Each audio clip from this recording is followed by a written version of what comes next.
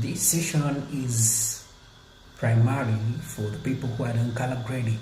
So if at all you want to learn anything about color grading, this is the time. First of all, color grading usually gives an impressive view of a video or a photo. Another thing, color grading brings quality, tries to bring the picture out of the environment. For example, if you're dealing with a video, most of the videos are shot using cameras, and they are just getting what the photographer or the videographer is getting at the basic, but they are what after the videography or after taking the photographs, we have what you call secondary editing. Secondary editing, usually it is taken by the people who are dealing in the studio office technologies. For example, people who are in VFX, who are dealing in movies, people who are dealing in music videos, people who are doing photo editing. The first editing is when you have a camera and you're trying to play around the settings before you take the photo. Then the secondary editing, or when you're dealing with the color grading, the second editing, you have to sit down on the PC or on your phone. Yeah. In the next video, we shall be learning more, but right now I want us to put the emphasis on color grades.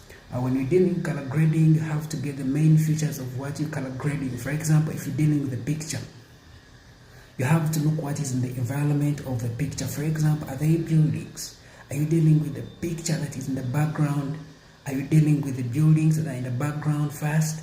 That's what I'm going to be talking about today.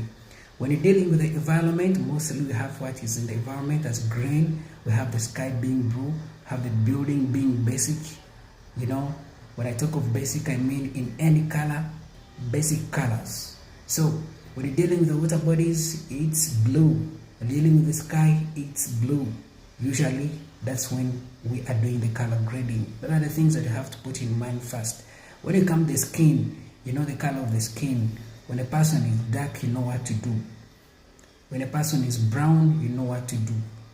You have to come up with a brown color and make sure you grade it very well. Usually we have the luminous and we have the saturation. Saturation is the best when you're dealing with a brown color. When you're bringing out the bright, some color to be very bright, whether green, whether the sky.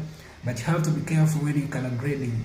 For example, you have to mix other edits like exposure. So when you're doing exposure, you have to make sure you do it a certain percentage. Then also luminous to a certain percentage.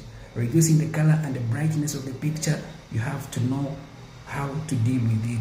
When it comes to the sky, we have the blue tones in the edits. You have to know how to increase them and reduce them to get the clear background of the sky. What about it? The same.